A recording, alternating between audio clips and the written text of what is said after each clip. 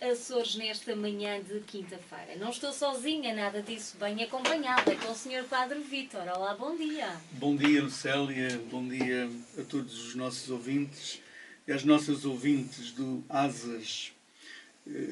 Como sempre, um grande abraço ao nosso amigo António. Muito grande para ele. António Valente, ainda ontem nos comunicamos por mensagens, está a correr bem. Ele sabe que nós estamos com ele e isso também é uma força curadora. A força da amizade, a força da presença das pessoas já é o princípio da cura, seja do que for que a vida nos traga. Vamos confiar sempre, António, um abraço da nossa parte. Bonitas palavras. Nós estamos, neste fim de semana, vamos interromper o tempo comum. O tempo comum são aqueles 34 domingos que a Igreja não celebra nenhuma festa em particular da vida de Jesus, mas vai celebrando, vai destacando aquilo que é o essencial, a tradição mais importante da Igreja, que é a missa dominical, o encontro dominical dos cristãos com a palavra, com Jesus Cristo e uns com os outros. Neste fim de semana não vamos ter o 31º domingo do tempo comum, vamos ter o fim de semana dedicado a todos os santos e aos fiéis defuntos. O dia de todos os santos, o dia 1 de novembro, já não é feriado em Portugal, mas sabemos que são por 5 anos, portanto já vamos no 3º ano em que não é feriado. Haverá apenas uma missa no aeroporto às 18 horas.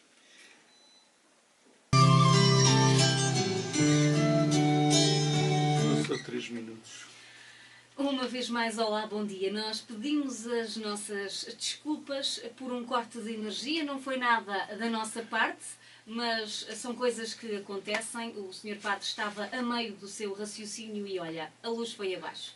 Parece que a situação já está resolvida. Acho que sim. Acho que nos estão a ouvir em perfeitas condições. Eu acho que também quem nos ouve através da internet já teve novamente a oportunidade de ouvir, de estar a ouvir novamente o Asas do Atlântico. E sem querer cortar o raciocínio, o Sr. Padre estava a falar que este fim de semana, dia de todos os santos, é um dia dedicado a todos os santos e aos fiéis defuntos.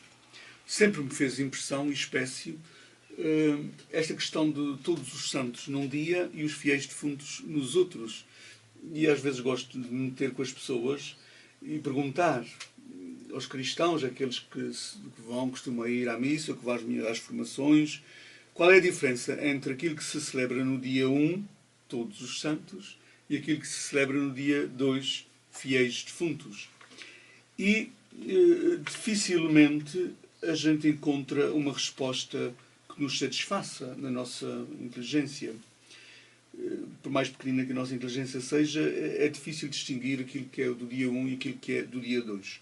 Tradicionalmente as pessoas distinguiam todos os santos, são aqueles que já estão com Deus no céu. Os fiéis defuntos são aqueles que estão no purgatório a prepararem-se para irem para o céu. Mas é claro que isso é uma linguagem que hoje já não nos satisfaz de maneira nenhuma, já nem sequer é proclamada pela Igreja dessa forma. Nós sabemos que os santos, na Igreja Católica, no cristianismo católico, sempre tiveram uma enorme popularidade e muita importância. Aliás, uma das coisas que às vezes nos divide em relação às outras igrejas cristãs, que a gente chama protestantes não tem nada de conotação negativa, porque vem da palavra protestar, foi um senhor que protestou contra decisões de um Papa, por isso é que chamaram-se protestantes, mas são tão cristãos como nós, e em algumas dimensões até mais do que nós. Mas a questão dos santos foi uma das coisas que nos separou, dividiu desses nossos irmãos. Eles, inteligentemente, dizem-nos que o único mediador entre Deus e os homens é Jesus Cristo. E porquê é que os nossos irmãos dizem que o único mediador entre Deus e os homens é Jesus Cristo? Porque eles sempre leram a Bíblia. Nunca falharam a leitura da Bíblia e o estudo da Bíblia. Quando houve a separação das igrejas no século, não me refiro à primeira separação do Oriente e do Ocidente, no século XI, estou-me a referir àquelas que aconteceram no século XVI, XVII, comete Lutero, Calvínio, Inglaterra. Quando houve essa separação, uma das coisas que aconteceu foi que eles ficaram com a melhor parte. Aquele texto da Bíblia que Jesus diz: Maria ficou com a melhor parte entre Marta e Maria. Qual é a melhor parte? Eles ficaram com a Bíblia. E nós ficamos com as tradições, com as jaculatórias, com as procissões, com as devoções, com os santos. Então, qual era o problema? É que muitos cristãos católicos pegavam-se mais, muitas vezes, aos santos do que a Jesus Cristo e ao Pai. O único Deus que nós temos, que eu saiba, é a Trindade, o Pai, o Filho e o Espírito Santo. Ora, os santos, incluindo nos santos Maria, são criaturas como nós, morreram como nós, foram para a terra como nós, os seus corpos deterioraram-se como nós. Não têm tanto poder como nós. Têm tanto poder como nós. O meu Deus não é Pai, Filho, Espírito Santo, Maria, São José, Santo António. O meu Deus é Pai, Filho, Espírito Santo, ponto final. E a questão dos santos muitas vezes fez com que houvesse atritos entre a Igreja Católica e os nossos irmãos protestantes. Os papas, os mais recentes, e bem, já foram elucidando, esclarecendo e procurando ajudar os cristãos a perceberem que os santos não são Deus, não se rezem aos santos. Nós não rezamos aos santos. Rezar, orar, é a relação própria do ser humano com o seu Criador, com o transcendente. Ora, os santos não são o meu Criador, não são o transcendente, os santos são criaturas como nós. Eles estão ao nosso nível. Se a gente põe Deus de um lado e a humanidade do outro, onde é que se põem os santos? Do lado da humanidade, não é do lado de Deus. Deus é o totalmente outro. O totalmente outro. Portanto, nós não podemos sequer pôr ao mesmo nível os santos. E as pessoas, ao longo dos tempos, também, às tantas, instigadas pelos padres, alguns com mais reta intenção do que outros, apegaram-se muito aos santos, porque muitas vezes isso ajudava economicamente as comunidades, as igrejas.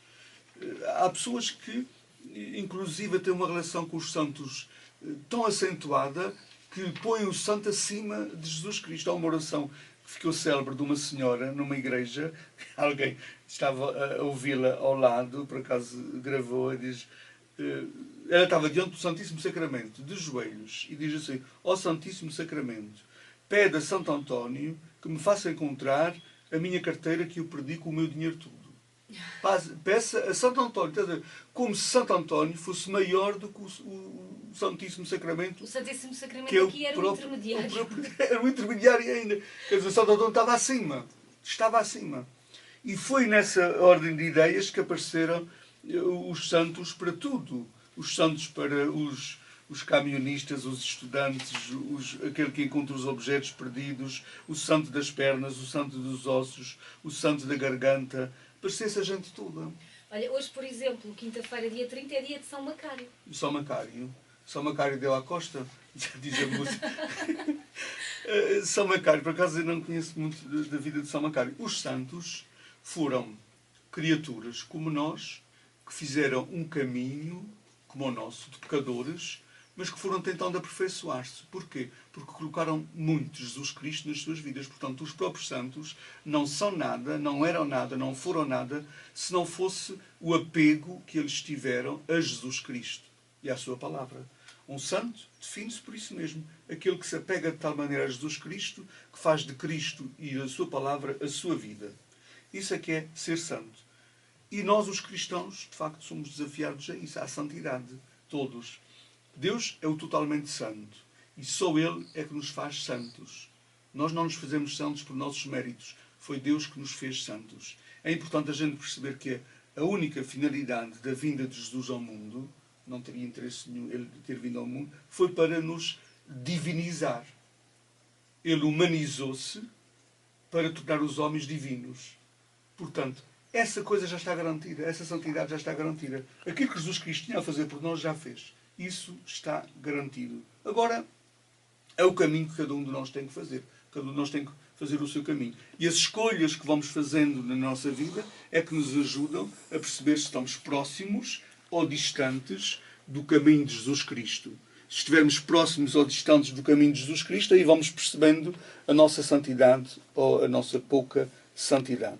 As pessoas às vezes pensam que ser santo é ser beato, é estar todo o dia na igreja, é ser muito devoto de procissões, de imagens. Ser santo é ser fiel à sua condição, é fazer tudo com perfeição. Fazer tudo com perfeição. Tu és santa, aqui na rádio, dando o teu melhor, fazendo o teu melhor nos programas que tens aqui em direto, tu estás a ser santa. Porque ser santa é ser fiel à sua condição e àquilo que está fazendo, dando o seu melhor. Na tua casa é a mesma coisa. As pessoas têm a tendência que ser santo é não pecar. Pensa que é uma coisa desapegada da nossa vida, que não tem nada a ver com a nossa vida. Não é. Ser santo é dar o nosso melhor onde quer que a gente esteja. Ter sempre reta intenção. Mesmo que o resultado não fosse aquele que a gente desejaria ou que a gente esperava, não interessa. Porque se eu tive a reta intenção, se eu dei o meu melhor, se eu fiz o meu melhor e mesmo assim não consegui, não tem problema nenhum. Porque a santidade não é uma meta, é o caminho. O caminho que eu faço para chegar já é a santidade. O procurar ter uma vida em que em tudo o que eu faço eu dou o meu melhor, faço o meu melhor, já é o teu santo. As pessoas muitas vezes adiam a santidade. O que é adiar a santidade? É amanhã isso há de correr melhor, amanhã há de se fazer melhor, amanhã há de dizer melhor. Não pode ser amanhã, não existe amanhã. É hoje. Hoje temos que dar o nosso melhor. E quando a gente dá o nosso melhor no hoje da nossa vida, no agora da nossa vida, no momento da nossa vida, estamos a ser santos. Quando a gente, com qualquer pessoa que a gente se encontra, a gente deixa uma marca bonita, positiva. E, portanto, isto é ser santo. Isto não vale a pena, com esta pessoa não vale a pena.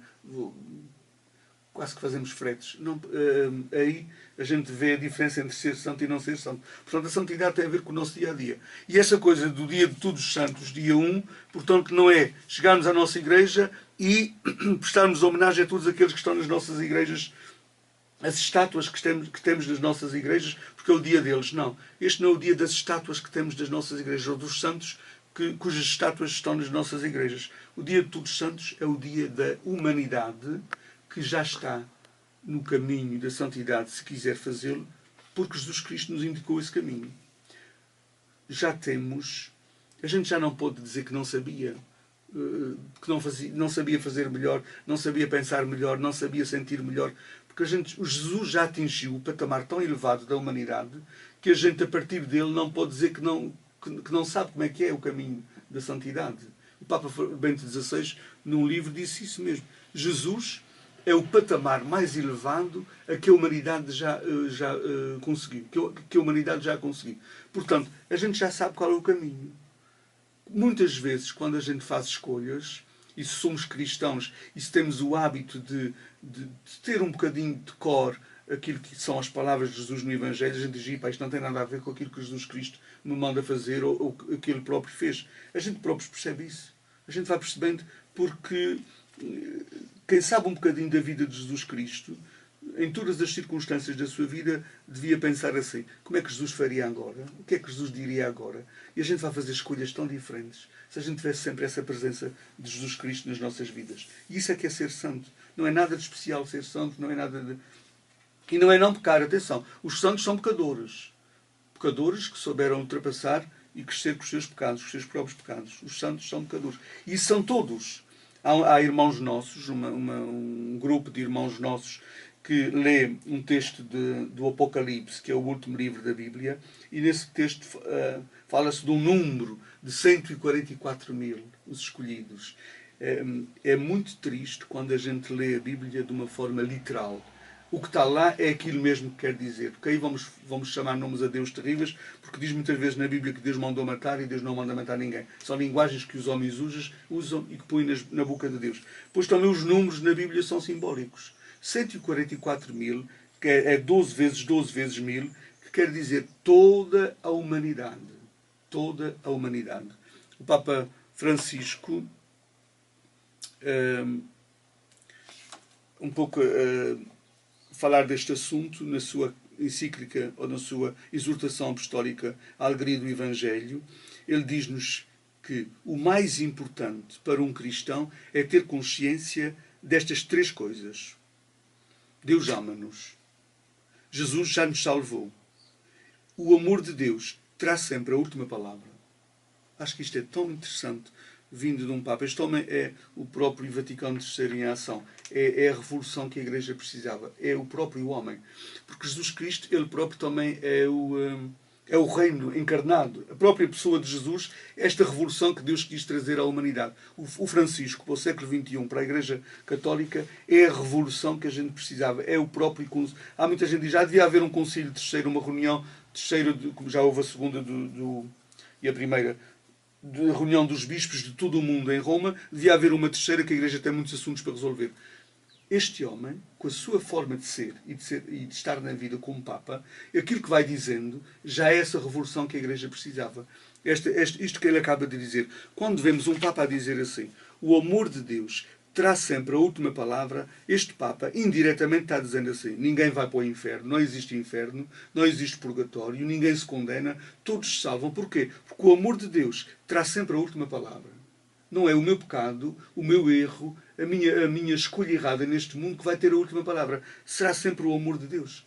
O Papa tem que se ler mais nas entrelinhas do que nas próprias linhas. Aquilo que ele quer dizer, quando ele faz essas afirmações, ele está negando automaticamente, ao ponto de parte, muitas outras afirmações que se fizeram na Igreja. Os teus pecados podem te condenar. Tu, se morreres sem te confessar, vais para o inferno. Muitas coisas que se dizem, se não tiveres arrependimento, por aí fora.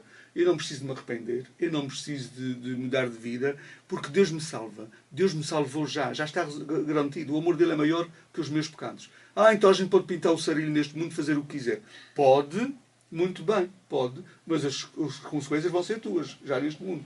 Se tu aproveitares esta frase do Papa, o amor de Deus ganha tudo, então pronto, está garantido.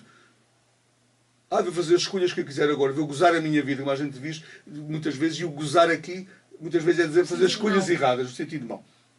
Olha, parabéns para ti, goza a tua vida, mas não te esqueças que vais sofrer as consequências neste mundo das escolhas que fizeres. Seja no teu corpo, se esse gozar a vida implicar estragares o teu corpo, seja na tua relação com os outros. Portanto, tudo o que a gente faz neste mundo, a gente paga neste mundo. Sejam escolhas certas, sejam escolhas erradas. Não temos que estar preocupados já com o outro mundo. Essa parte está garantida. Porquê? Porque a última palavra é sempre do amor de Deus. Já nos diz a própria Bíblia. O Papa não diz nada que não venha da Bíblia. Ele tem esse cuidado muito então. E o dia 2, que é domingo, nós celebramos os fiéis defuntos. O que é que são os fiéis defuntos? A palavra defunto quer dizer deixou de funcionar. Deixou de funcionar. Não conhecia, por acaso, o significado. Defunto, deixou de funcionar. É um corpo que deixou de funcionar. Morreu. Um defunto. Uma vez na homilia, na Feijão de Baixo, eu disse, tinha muita gente lá reformada, fresquíssimas, maravilhosas, novas, naquela altura em que ainda era possível reformar-se no nosso país aos 50 e tal, por já ter cumprido os tempos de trabalho. E disse assim, um reformado, por exemplo, é um defunto. Deixa de funcionar de uma forma, passa a funcionar de outra. O reformado é um defunto. Não é? Deixou de funcionar de uma forma, vai passar a funcionar de outra forma.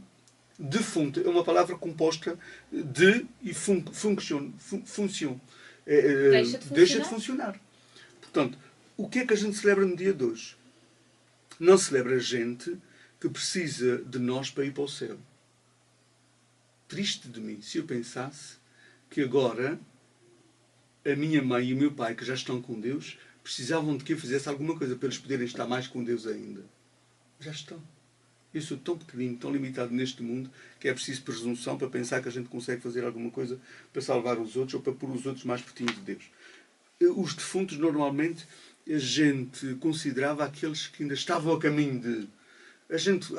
O problema dos homens é... A nossa vida neste mundo é assim. Então a vida no outro mundo será um bocadinho esta, de uma forma transformada. A vida do outro mundo é a morte, é um corte radical com a vida deste mundo. Não tem nada a ver com a outra. O próprio Jesus já disse isso. Alguém que fez perguntas a Jesus sobre como é que é no outro mundo o casamento, como é que é, Jesus disse, vocês estão muito enganados se começam a pensar na vida para além da morte como se fosse igual à vida a quem morte. Não tem nada a ver uma coisa com a outra. A vida é diferente, nós somos diferentes, a nossa dimensão é etérea, é espiritual, é diferente. Jesus diz uma expressão que é muito clara até. Olha, querem tentar imaginar como é que será. Vocês serão como anjos. Ele diz uma coisa assim para... Querem pensar como é? Vocês serão como anjos, quer dizer, os anjos não têm corpo. Os anjos não têm corpo. A gente diz muitas vezes, os anjos não têm sexo. Os anjos não têm corpo, portanto, nós seremos um pouco assim. Isso é Jesus levantar a ponta do véu para nos dizer, para a gente não é nos dizer bem aquilo que vai ser, porque ele não fez questão de não dizer. Ninguém vem dizer, nem ele quis dizer como é que será. Ele só quis é que a gente não entrasse em confusões nem em ideias erradas sobre a vida para além da morte. Então deixou-nos essa pontinha de véu levantada que é, olha, vocês serão como os anjos. Então no dia 2, quando qualquer pessoa for ao cemitério no dia 2 de novembro, aquilo que tem que levar na sua cabeça e nos seus ouvidos e no seu coração é aquela frase que os anjos disseram às mulheres quando foram ao sepulcro de Jesus. Ele ressuscitou, não está aqui. Ressuscitou, não está aqui.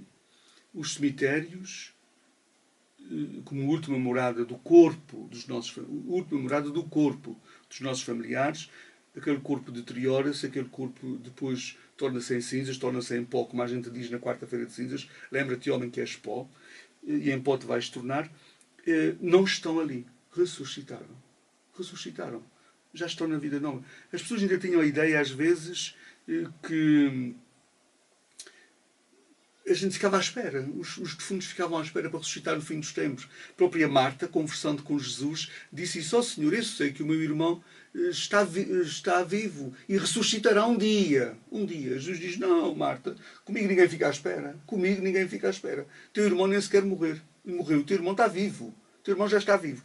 A grande revolução e a grande novidade do cristianismo em relação ao judaísmo, na questão da vida para além da morte, é esta: é que as pessoas morrem e entram no mundo de Deus automaticamente. Não ficam à espera em parte nenhuma, nem entram no mundo de Deus. Entram no mundo de Deus. Jesus diz: em casa do meu Pai há muitas moradas. Muitas na Bíblia quer dizer todas as moradas para todos os seres humanos. Portanto, entramos no mundo de Deus. Qual é, neste fim de semana, então, a lição mais importante que a gente pode tirar de tudo isto? A morte ensina-me a viver melhor. Isto é que é importante. Eu sei que sou finito, eu sei que vou morrer, então que eu saiba aproveitar cada momento da minha vida, aproveitar cada momento que estou com as pessoas que eu amo, porque amanhã posso não estar. A gente, se soubesse que uma pessoa que ama vai partir amanhã ou depois, a gente ia estar o máximo tempo possível com essa pessoa. O que a gente se esquece é que é possível que isso aconteça. Uma pessoa que a gente ama pode partir, porque a morte não vem dizer nada. Então, este fim de semana é importantíssimo para os cristãos. Não é para meter medo. A morte não é para pôr medo a ninguém. Os defuntos não é para pôr medo a ninguém. Porque quem tem Cristo não tem medos. Os apóstolos também ficaram com medo quando Jesus mostrou que ia morrer. E Jesus diz: não tenhais medo, levantai-vos. Levantar quer dizer, põe-te numa posição de quem acredita. Põe-te numa posição de quem acredita. Levantai-vos, não tenhais medo. Portanto, este fim de semana não é para pôr medo a ninguém. Porque a gente foi criados, eu fui criado pelo menos, numa altura em que os defuntos eram velados nas nossas próprias casas. Não havia casas mortuárias. E não havia problema nenhum de pôr as crianças a lidar com a morte. Nem com a pessoa que morreu. O teu avô morreu. O teu avô morreu. O teu tio morreu. A tua mãe morreu. A gente lidava com isto. Faz parte da vida. Fazia parte da vida. Havia uma certa resignação que é mesmo assim. Mas hoje em dia as pessoas têm tendência raramente, a resguardar. Raramente se vê uma criança no eu vejo uma criança num velório. E isto é má educação. É educar má uma criança. Porque as crianças têm que lidar com a vida como lidam com a morte. E aquilo ainda temos que fazer com a maior naturalidade. Mas não vamos dizer às crianças que o Senhor levou. O Senhor levou. Deus não leva ninguém. Desculpem, Deus não leva ninguém. Se Deus levasse as pessoas que eu amo, eu deixava de acreditar nesse Deus. Deus não leva ninguém. O corpo deixa de funcionar e a pessoa morre. É diferente. Deus acolhe essa pessoa, mas Deus não leva ninguém. Não é Deus que mata. Ela não vai para Jesus como se Jesus... Depois as crianças ficam zangadas com Deus e com Jesus. Porquê? Porque ele levou o meu avô, ele levou a minha avó. Não. A gente tem que dizer, olha, ele está com Jesus. E porque Jesus está contigo, ele está sempre contigo. É assim que se deve dizer às crianças. Mas não se deve evitar que as crianças tenham relação com a questão da morte, que faz parte da vida. Isto não é uma educação tétrica, não é uma educação mórbida, não é. Faz parte da vida. Quem não põe a morte ao mesmo nível de todas as outras dimensões da vida é uma pessoa que não sabe, não precisava de fazer visitas aos cemitérios para perceber que a gente morre. Que a gente morre. A gente tem que pôr isso fazendo parte da vida. A criança depois no futuro vai se tornar homem, mulher e vai lidar muito mal com essa dimensão na sua vida. Vai ficar truncada, vai estar ali uma parte da sua pessoa que não está preparada para lidar nem com as tempestades, nem com as doenças, nem com os sofrimentos, nem com a morte. A gente tem que, desde pequeninos, preparar os nossos filhos para tudo, inclusive para esta questão da morte. Pronto, olha, neste fim de semana então vamos lidar com esta dimensão da vida. A Igreja tem essa riqueza que é, a cada domingo, a cada fim de semana, nos ajuda a pensar nos assuntos da vida. Todos eles. Este também faz parte. Mas pensar com confiança, com esperança, acreditando que Jesus já nos salvou. Já nos salvou. O Papa Bento dizia isso tantas vezes. Já nos salvou. Vive connosco, está connosco para lidar com tudo aquilo que a vida nos traga.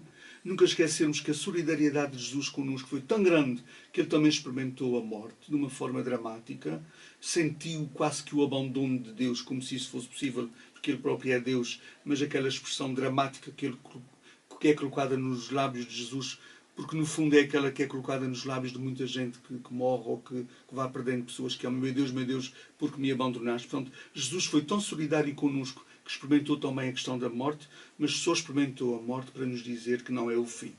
E isso é que é importante. A gente não pode ficar a meio. Não é o fim. Ele ressuscitou. Ele ressuscitou, Ele está vivo, Ele está connosco, e esta, de facto, é uma dimensão que deve iluminar tudo aquilo que a vida nos traz. Esta luz da vida nova que Jesus Cristo vem nos trazer deve iluminar tudo aquilo que a vida nos traga ao longo dos nossos dias aqui.